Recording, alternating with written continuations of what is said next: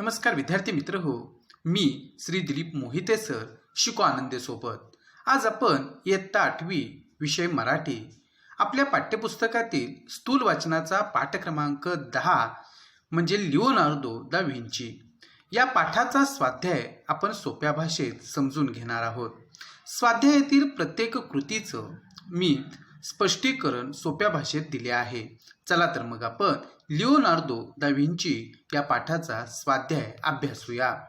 पहा, आपल्याला प्रश्न 1 स्वाध्यायामध्ये दिलेला आहे, फरक स्पष्ट करा. लिओनार्दो यांनी वर्णिलेला चित्रकला व शिल्पकला यांतील फरक.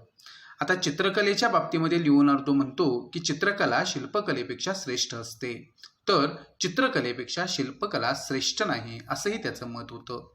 दुसरा फरक त्यानं सांगितलेला आहे की चित्रकला यांत्रिक नसते, आपल्या प्रतिभेने रेखाटन केले जाते, तर शिल्पकलेच्या बाबतीत शिल्पकला यांत्रिक असते, मेंदूला कमी ताण देते. लिओनार्दो यांनी चित्रकार चित्रातल्या जागा हव्या असलेल्या गोष्टींनी भरतो असं चित्रकलेच्या बाबतीत म्हणतो, तर शिल्पकलेच्या बाबतीत ते म्हणतात की शिल्पकार दगडातला नको असलेला भाग काढत राहतो. अशा पद्धतीनं लिओनार्दो यांनी चित्रकला व शिल्पकला यामधील फरक स्पष्ट केला आहे. प्रश्न दुसरा आहे, तुमच्या शब्दांत स्पष्ट करा. आणि त्याच्यामध्ये आपल्याला प्रश्न दिलेला आहे की आजही लोक लिओनार्दोच्या नोंदवह्यांचा अभ्यास करतात, या विधानामागील कारण. आता पाठाच्या आधारे हे कारण आपल्याला या प्रकारे लिहिता येईल. लिओनार्दो जगातील एक प्रसिद्ध प्रतिभावंत चित्रकार होते, तसेच ते कुशाग्र बुद्धीचे तंत्रशास्त्रज्ञ सुद्धा होते. अनेक प्रकारची यंत्रे त्यांनी निर्माण केली, इमारतींचे आराखडे तयार केले. त्यांनी आपल्या कल्पकतेने हेलिकॉप्टरचा आराखडा त्या काळात तयार केला होता. सायकलचा शोध लागण्यापूर्वी 300 वर्षे आधी त्यांनी सायकलचा आराखडा तयार केला होता. त्यांनी जे आराखडे आपल्या कुशाग्र बुद्धीने तयार केले होते, ज्या यंत्रांचा शोध लावला होता, तसेच त्यांचे गणिती ज्ञान, हे सर्व त्यांच्या नोंदवह्यांत आढळते. त्यामुळेच त्यांनी निर्माण केलेली यंत्रे, विविध शोध, आराखडे हे सर्व समजून घेण्यासाठी अभ्यासक त्यांच्या नोंदवह्यांचा अभ्यास करतात. अशा प्रकारे आपल्याला हे उत्तर लिहिता येईल. आपल्याला आकृती दिलेली आहे. तुमच्या मते लिओनार्दो यांचे जगावर असलेले ऋण. आता लिओनार्दो यांनी जे काही संशोधन करून ठेवलेलं आहे आणि ज्या वेगवेगळ्या विषयांवरती त्यांची टिपणं आज आपल्याला अभ्यासायला मिळतात, त्यावरून त्यांनी विविध क्षेत्रांमध्ये केलेलं जे संशोधनात्मक काम आहे, तर त्या संशोधनात्मक कामामुळं जगामध्ये अनेक प्रकारचे बदल घडून आले आणि म्हणून जगावर असलेलं त्यांचं ऋण जे आहे ते आपल्याला या पाठाच्या आधारे या प्रकारे मांडता येईल. एकाच वेळी अनेक विषयांत आपल्या कुशाग्र बुद्धीने सर्वश्रेष्ठ कामगिरी पार पाडणाऱ्या मोजक्या प्रतिभावंतांमध्ये लिओनार्दो यांचा समावेश होतो. लिओनार्दो केवळ सर्वश्रेष्ठ चित्रकारच नव्हते, तर ते उत्तम शिल्पकार, वास्तुशास्त्रज्ञ, गणितज्ञ, वैज्ञानिक, संशोधक, लष्करी अभियंता, साहित्यिक, संगीतकार, नेपथ्यकार, तंत्रज्ञ, तत्त्वज्ञ असे सर्व काही होते. त्यांनी इमारती बांधल्या, पूल बांधले, यंत्रे तयार केली, यंत्रांचे आराखडे तयार केले, अनेक शोध लावले. हेलिकॉप्टर, सायकल अस्तित्वात येण्यापूर्वी 300-400 वर्षे आधीच त्यांचे आराखडे लिओनार्दो यांनी तयार केले होते. प्रकाश विज्ञान, खगोल विज्ञान, आवाज विज्ञान, मेकॅनिक्स, हायड्रॉलिक्स विज्ञान, शस्त्रविज्ञान, शरीर विज्ञान अशा अनेक क्षेत्रांत त्यांनी केलेलं संशोधन थक्क करणारे आहे. त्यांच्या या संशोधनाची टिपणे त्यांच्या नोंदवह्यांत आहेत.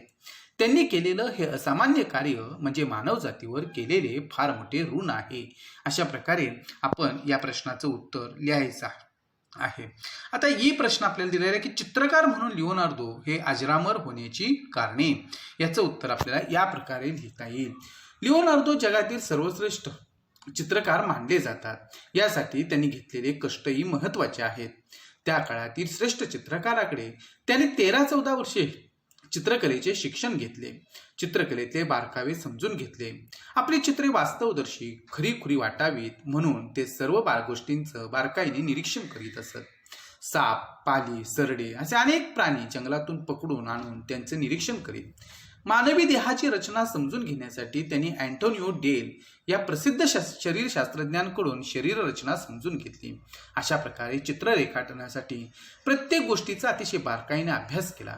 त्यामुळेच Madonna on the Roxx, last सपर, मोनालिसा यांसारख्या जगप्रसिद्ध कलाकृती ते निर्माण करू शकले.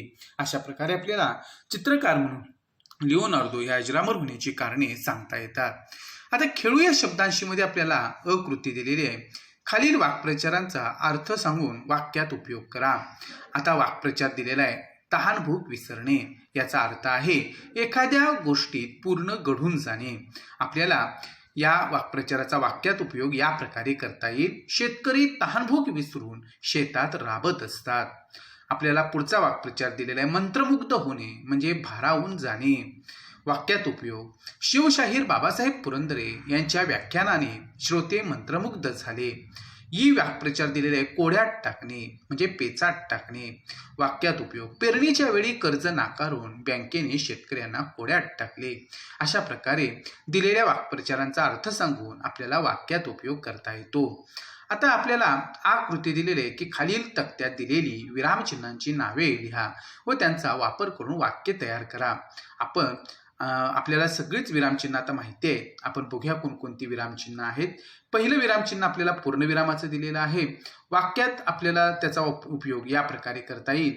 राधिका देशातल्या पहिल्या महिला मर्चंट नेव्ही कॅप्टन बनल्या. शेवटी पूर्णविराम दिलेला आहे. दुसरा आहे अर्धविराम आणि त्याचं वाक्य आपल्याला या प्रकारे करता येईल. त्यांना वाचवणे अशक्य आहे पण राधिकाने आपल्या टीमचे मनोधैर्य खचू दिले नाही. तिसरं विरामचिन्ह आहे प्रश्नचिन्ह.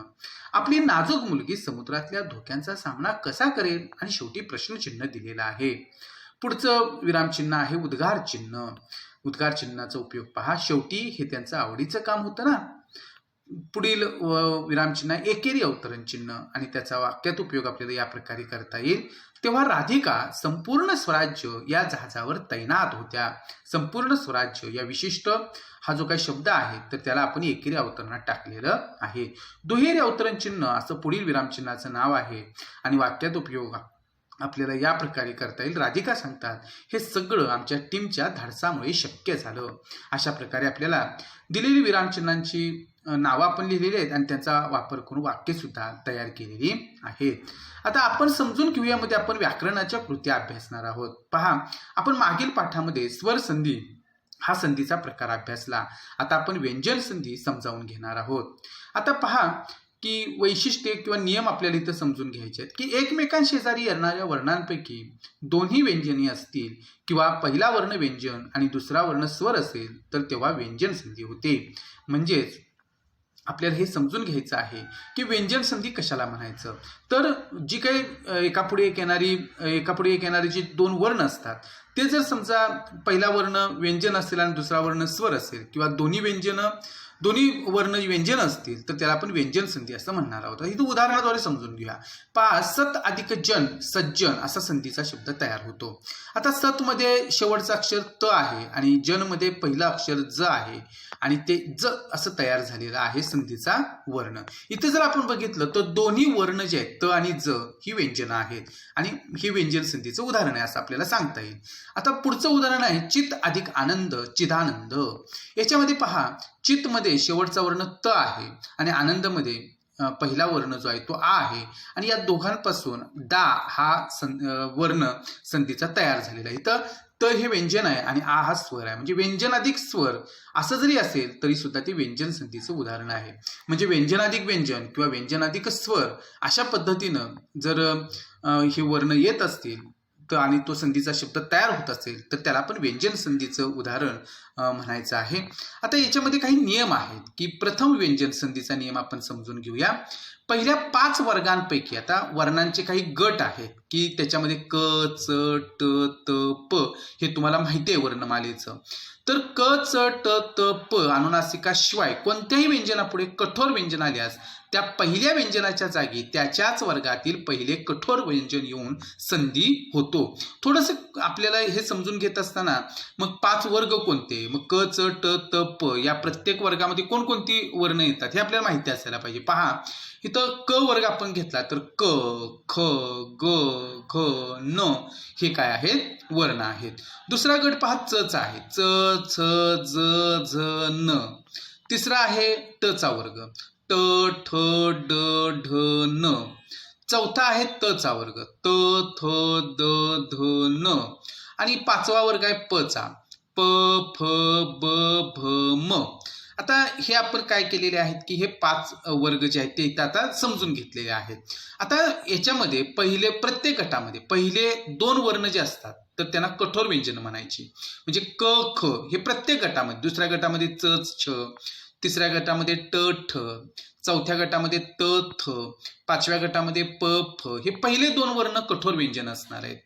आणि तिसरा आणि चौथा वर्ण जो असेल तर तो मृदू वर्ण असणार आहे. मग पहिल्या गटामध्ये ग, घ, दुसऱ्या गटामध्ये ज, झ, तिसऱ्या गटामध्ये ड, ढ, चौथ्या गटामध्ये द, ध, पाचव्या गटामध्ये ब, भ हे काय आहेत की मृदू वर्ण आहेत. आणि शेवटचा वर्ण प्रत्येक गटातला म्हणजे ते न दिलेला आहे पहिल्या गटामध्ये तर ते अनुनासिक असतं, शेवटचा वर्ण अनुनासिक.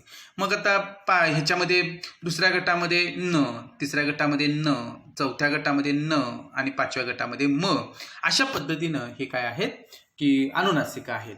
मग ह्या अनुनासिकांशिवाय म्हणजे पहिल्या 5 वर्गांपैकी म्हणजे क, च, ट, त, प हे 5 वर्ग आहेत वर्णमालेतले. आणि यातील अनुनासिकांशिवाय कोणत्याही व्यंजनापुढे कठोर व्यंजन आलं तर त्या पहिल्या व्यंजनाच्या जागी त्याच्याच वर्गातील पहिलं कठोर व्यंजन येऊन संधी होतो. हे उदाहरण आपण बघूया आता. विपद अधिक काल, विपत काल हे उदाहरण घेतलं तर इथे पहा द अधिक क. आता इथे द अधिक क म्हणजे विपद मधला शेवटचा वर्ण द आहे आणि कालमध्ये पहिला वर्ण क आहे. म्हणजे एकापुढे एक आलेले वर्ण हे द अधिक क आहे. इथं नियम काय सांगतो की पहिल्या 5 वर्गांपैकी क, च, ट, त, प हे 5 वर्ग आहेत. अनुनासिकाशिवाय कोणत्या व्यंजनापुढे कठोर व्यंजन आला तर दच्या पुढे पहा कोणतंही अनुनासिक आलेलं नाही तर क हे व्यंजन आलेलं आहे. आणि आपल्याला हे लक्षात घ्यायचं आहे की हे जे काय कोणत्याही व्यंजनापुढे कठोर व्यंजन आले असतात, आता दच्या पुढे क हे कठोर व्यंजन आलेलं आहे तर त्या पहिल्या व्यंजनाच्या जागी म्हणजे इथं द हे पहिलं व्यंजन आहे तर त्याच्या जागी त्याच्याच वर्गातील आता आपण लक्षात घ्यायचं की द कुठल्या गटातला आहे तर त, थ, द, ध, न. तर द हा वर्ण जो आहे तर तो कोणत्या गटातला आहे त गटातला आहे. मग पहिल्या वर्णाच्या ठिकाणी त्याच वर्गातील पहिलं कठोर व्यंजन येऊन संधी होतो. मग दच्या ऐवजी इथं काय येणार आहे पहिला वर्ण ह्या त गटातला म्हणजे द ज्या गटात आलेला आहे ते त गटातला आहे. मग त हे काय आहे पहिला वर्ण आहे किंवा पहिलं व्यंजन आहे म्हणजे इथं दच्या ऐवजी त येणार आहे आणि त्याच्या पुढे जो काही वर्ण असणार आहे तर तो त्याच्यामध्ये मिसळणार आहे आणि म्हणून इथं संधीचा वर्ण तक असा तयार झालेला आहे. त जोडलेला आहे आणि क पुढे आलेला आहे आणि विपत्काल असा तो शब्द तयार झाला. तसं दुसरं उदाहरण पहा वाघ अधिक पती, वाघपती. इथे ग अधिक प, इथं गच्या ऐवजी त्याच्याच गटातला पहिलं वर्ण जो आहे तो येऊन संधीचा वर्ण तयार होणार आहे. म्हणजे गच्या ऐवजी ग कोणत्या गटामध्ये आहे तर क गटामध्ये आणि मग क हा पहिलाच वर्ण आहे त्या गटातला म्हणून क आलेला आहे तिथे आणि पुढचा व्यंजन प त्याच्यामध्ये मिसळला म्हणजे जिथे वाक्पती असा तो शब्द संधीचा तयार झाला. म्हणजे प्रथम व्यंजन संधीचं आपण हा नियम जो आहे व्यंजन संधी या प्रकारातला तो समजून घेतला. आता तृतीय व्यंजन संधी. आता प्रथम व्यंजन संधीमध्ये पहिला वर्ण येऊन संधीचा शब्द बनतो तर तृतीय व्यंजन संधीमध्ये तिसरा वर्ण जो आहे तर तो येऊन संधीचा वर्ण तयार होतो. पहा पहिल्या 5 वर्गातील कठोर व्यंजनापुढे स्वर किंवा अनुनासिकाशिवाय मृदू व्यंजन आल्यास त्याच्या जागी त्याच वर्गातील तिसरं व्यंजन येऊन संधी होतो. आता पहिल्या 5 वर्गातील कठोर व्यंजनापुढे आता प्रत्येक गटामध्ये पहिली जी 2 व्यंजन असतात ती कठोर व्यंजन असतात तर या कठोर व्यंजनापुढे स्वर आला किंवा अनुनासिकाशिवाय मृदू व्यंजन आलं तर त्याच्या जागी त्याच वर्गातील तिसरं व्यंजन येऊन संधी होतं. हे उदाहरण पाहूया. वाक अधिक ईश्वरी, वागीश्वरी. आता इथे बघ आपण बघितलं तर क अधिक ई हे एकापुढे एक आलेले वर्ण आहेत तर इथं क या गटातला तिसरा वर्ण जो आहे तो ग आहे आणि म्हणून इथे ग आणि आता त्याच्यामध्ये पुढचा वर्ण मिसळलेला आहे म्हणजे स्वर मिसळलेला आहे ई आणि मग ते तयार झाला संधीचा वर्ण गी. दुसरा आहे अप अधिक ज, अब्ज असा तो संधीचा शब्द तयार झाला. इथं प अधिक ज. आता प ज्या गटातला आहे तर त्या गटातलं तिसरं व्यंजन कोणतं आहे तर अर्थातच ब आहे आणि म्हणून इथं ब घेतलेला आहे आणि बज म्हणजे अब्ज असा तो शब्द तयार झाला. आता अनुनासिक संधीचं आपल्याला नियम समजून घ्यायचा आहे की पहिल्या 5 वर्गातील कोणत्याही व्यंजनापुढे अनुनासिक आल्यास पहिल्या व्यंजनाबद्दल त्याच्याच वर्गातील अनुनासिक व्यंजन येऊन संधी होतो. आता शेवटचा जो वर्ण असतो प्रत्येक क च ट त प या गटातील तर तो अनुनासिक असतो. तर पहिल्या 5 वर्गातील कोणत्याही व्यंजनापुढे जर समजा अनुनासिक आलं तर पहिल्या व्यंजनाबद्दल त्याच्याच वर्गातील अनुनासिक व्यंजन येऊन संधी होतो. वाक अधिक निश्चय असं उदाहरण दिलेलं आहे वांग निश्चय. तर इथे आपण जर बघितलं तर क अधिक न हे एकापुढे एक आलेले वर्ण आहेत. तर क ज्या गटातला आहे त्याच गटातलं अनुनासिक येऊन तो संधीचा शब्द संधीचा वर्ण बनतो आणि म्हणून इथं वांग निश्चय असा तो तयार झालेला शब्द आहे. षट अधिक मास इथे आपण जर बघितलं तर षण्मास असा तो संधीचा वर्ण आहे. तर इथं ट गटातलं जे अनुनासिक आहे तर ते आहे न. तर ते न इथं पुढे आलेलं आहे आणि षण्मास अशा पद्धतीचं तो संधीचा वर्ण तयार झालेला आहे. याला अनुनासिक संधीचा नियम असं म्हणतात. आता अनुस्वार किंवा शीर्षबिंदूच्या बाबतीत काही नियम आहे की म पुढे स्वर आल्यास तो स्वर मागील म मध्ये मिसळतो आणि व्यंजन आल्यास मागील म बद्दल मागील अक्षरावर अनुस्वार किंवा शीर्षबिंदू येतो. उदाहरणाद्वारे हा नियम तुम्हाला समजेल की सम अधिक आचार समाचार. इथे एकापुढे एक आलेले वर्ण जे आहे ते म अधिक आ बरोबर मा असे आहेत. तर इथे आपण एक गोष्ट लक्षात घ्यायची आहे की म च्या पुढे स्वर आल्यास तो मागील म मध्ये मिसळतो. म्हणजे म च्या पुढे हा स्वर आ आलेला आहे मग म हा मागील व्यंजनामध्ये मिसळलेला आहे. हा शेवट दुसरा जो स्वर आहे दुसरा वर्ण जो स्वर आहे आ तर तो ह्या व्यंजनामध्ये मिसळल्यानंतर मा असा त्या ठिकाणी संधीचा वर्ण तयार होणार आहे. आणि सम अधिक गती बरोबर संगती याच्यामध्ये काय घडलेलं आहे की जर व्यंजन आल्यास मागील म बद्दल मागील अक्षरावर अनुस्वार किंवा शीर्षबिंदू येतो आणि म्हणून इथं स वरती काय झालेलं आहे की अनुस्वार आलेला आहे. म्हणजे इथं आपण जर बघितलं की सम अधिक गती म अधिक ग की इथे नियम काय सांगतो की म च्या पुढे स्वर आल्यास तो मागील म मध्ये मिसळतो. ते पहिलं उदाहरण आपण बघितलं. आणि व्यंजन जर आलं म च्या पुढे तर मागील म बद्दल मागील अक्षरावर अनुस्वार किंवा शीर्षबिंदू येतो. तर इथं स वरती काय झालेला आहे की अनुस्वार आलेला आहे आणि तो संधीचा वर्ण तयार झालेला आहे. विद्यार्थी मित्र इथं काही कृती दिलेल्या आहेत की खालील शब्दांचे संधी विग्रह पूर्ण करून तक्ता पूर्ण करा. तर शरदकर असा शब्द दिलेला आहे आणि त्याची फोड आपल्याला शरद अधिक काल अशा पद्धतीने करायची आहे. जगन्नाथ म्हटलं की जगत अधिक नाथ अशा त्याचा संधी विग्रह होईल. तल्लीन म्हटलं की तत अधिक लीन असा तो विग्रह होईल. आणि संताप मध्ये सत अधिक ताप अशा पद्धतीने संताप असा तो संधीचा शब्द तयार होईल. आता पुढची कृती दिलेली आहे की खालील तक्ता पूर्ण करा. सत अधिक आचार सदाचार. सत अधिक मती सन्मती. शब्द अधिक छल शब्द छल. आणि शरद अधिक चंद्र शरदचंद्र अशा पद्धतीनं हे संधीचे शब्द तयार होतात.